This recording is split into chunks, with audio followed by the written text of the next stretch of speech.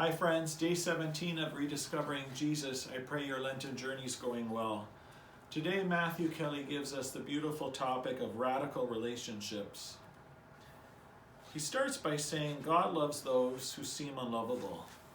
This is a phrase that has impacted my own spirituality years ago, and you often hear it in my own preaching. So if God loves those who are unlovable, how much does he expect us to love those who are unlovable too? Notice how Matthew brings out the many times, which shouldn't be a surprise to us, by the way, but the fact that Jesus often spends time with those who are on the margins of society. And he places them at the center of the gospel message for us to reflect upon.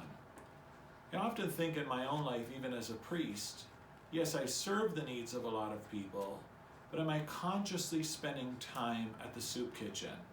Am I consciously spending time at the senior home? Am I consciously spending time in the classroom?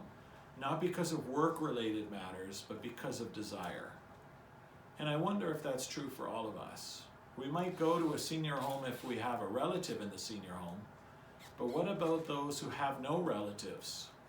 Whoever goes to visit them?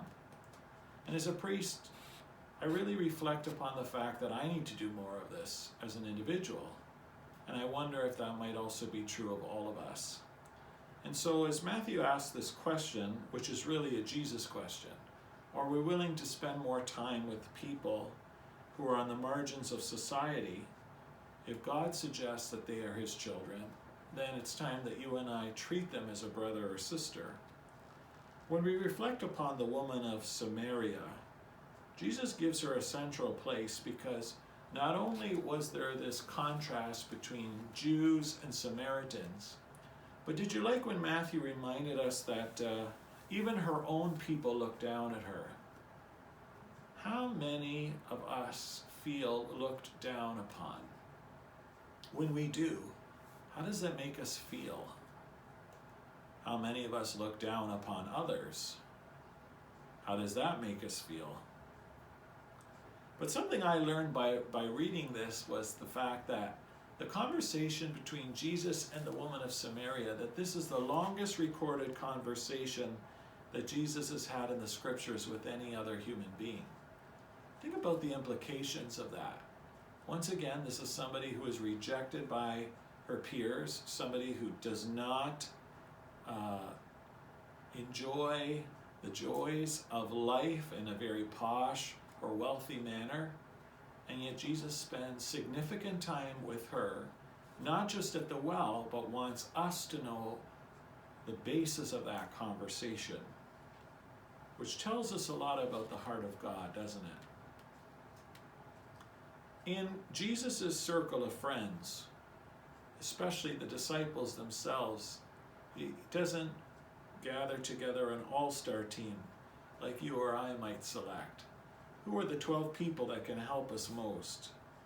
Who are the 12 superstars of our time that might be champions of the gospel and convert many, many people?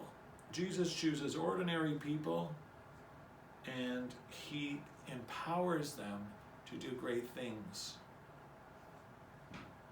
Who are the people that you spend time with? Who are the people in your circle of friends? Are they all from a particular demographic? Do you talk to people from other cultural backgrounds than you? Educational levels? Wealth levels? Have we become friends to those who are most in need? Do I volunteer at the soup kitchen? Am I willing to head in and meet with a senior citizen in one of the homes here locally? Am I willing to volunteer at the GBF? People that God has put in our life often bring us challenges, joys, and walk with us through our struggles. Those on the fringe of society should also be in our circle of friends. How many times have you and I found ourselves on the fringe of society?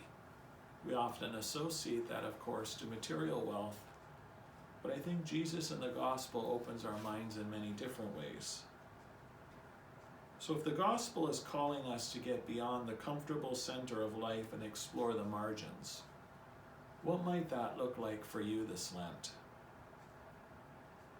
The people to whom the world ignores, Jesus focuses on and is most interested in. Who might be the person or the people God is asking you to focus on? God bless you, friends.